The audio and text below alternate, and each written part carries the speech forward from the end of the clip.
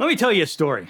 A story of the worst possible car you could ever cannonball. It has to do with a little car called a 1977 Honda Civic CVCC. A couple years ago, I met Ed Bolian, Arnie, Ben Wilson, Eric Prost, and Rob Zappa at a Cannonball reunion. I was there, as Captain Chaos, and Ben told me that, you've got to do this, man. He kept on pressuring me because I was wearing a Captain Chaos t-shirt at the time, and he just kept pressuring me. And then little did I know that John Ficar was actually running the final run of the 2904.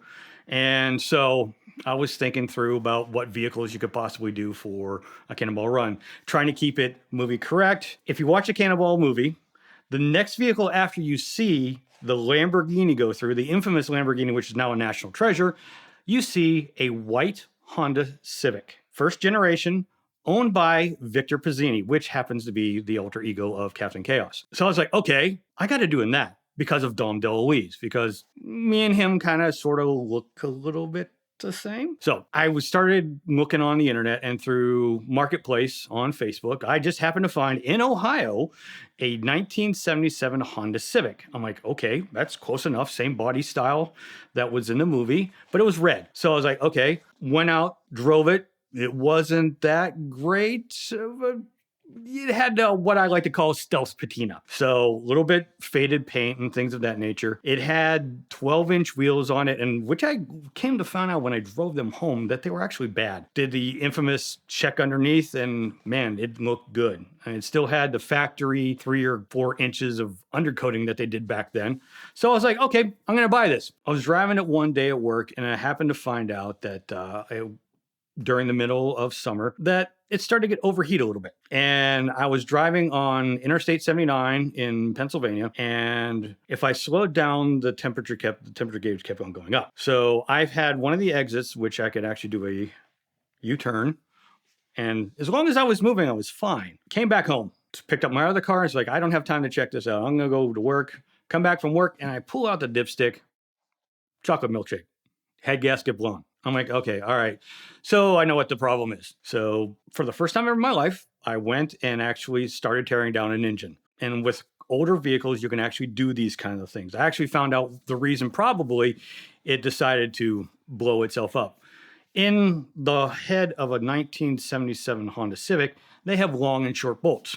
They put one of the long bolts where one of the short bolts should have gone. Since it's iron block and an aluminum head, I took it to a shop to make sure it was okay. Took it there, found out it was actually good, but the camshaft was bad. Fortunately, I went to eBay, and there just happened to be a new old stock camshaft there. Bought it. When I got back the box, it looks like, oh my gosh, there was like 20 years of dust just sitting on this thing. I'm like, oh great, this thing's been terrible. Fortunately, I opened the box up. Camshaft was fine. There's not an ARP stud set for this vehicle. An ARP is obviously for like race cars and things of that nature and high-end vehicles. I'm thinking, okay, I'm going to put these on. So I found the measurements of the ones and made my own kit per se. After I got those on, put the new block on, the ARP bolts and heads, put everything back together as it was, replace some of the things that I think it would need, like, the water pump and some other things. And the heater core was busted, so it wasn't getting heat. But what happened after that is I couldn't get the thing started. I ended up putting in the distributor 90 degrees the wrong way.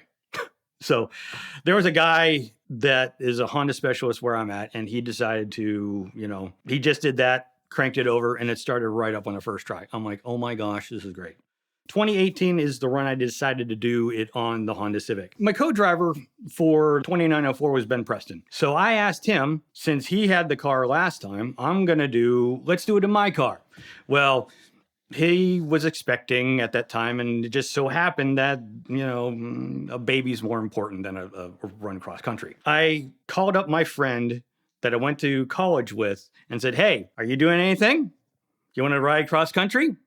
So I volunteered him into going along. That guy's name is Thomas Sable. So Tom, and never done any of this kind of cross-country thing. I know he now claims he's the only Uber driver to actually do a Cannonball run. I picked him up. We drove from Pittsburgh to New York to start it up there. Since doing the 2904, I learned that traffic in New York is just insane. So I wanted to get there early as possibly I can. So we got up at 7 o'clock in the morning, got the red ball, started, took our picture, we're off. The car's running pretty well. According to the internet, the top speed of a Honda Civic is 90 miles per hour. We got ours up to 99. We tried to get that triple digit, but man, we could not get that triple digit. That's going downhill with the engine screaming and the transmission screaming at the same time. But the problem was, with the little Civic, is it only has an 8-gallon gas tank. So about every 215 miles, we were stopping. The worst we got was 185. But that meant we had at least 12 fill-ups along the way.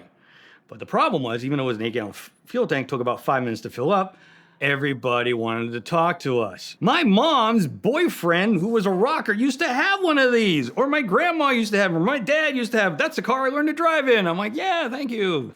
During like the third or fourth time, Tom and I got it all thing. One person would fill it up. One person would go to the bathroom. The person come back from the bathroom, continue the story, and then go on. I can tell you this much. Riding in that car is pretty good for 35 hours. After 35 hours, your legs start to cramp. Because the way the Honda Civic is, the wheel arch in the front is you can't stretch out your one leg. So you're permanently kicking up like this. And to fix that, you go to the other side, then you got to kick up this side. So we were doing pretty good.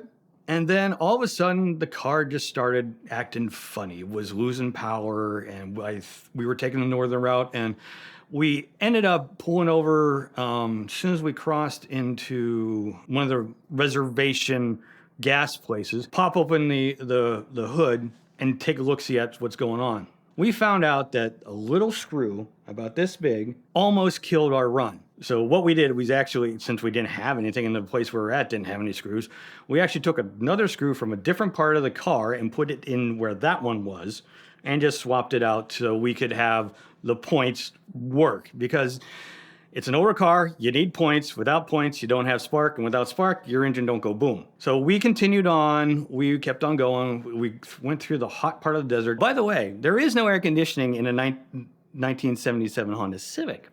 It was a dealer-installed option back then. Finally got to the Portofino in 43 hours, 45 minutes. Would not recommend it for anyone, anytime, anymore. To tell you the honest truth, it's actually the first period correct Honda to make it, because there was an N600 that tried to do it in 1975 and did not finish, which actually is even smaller than the Honda Civic.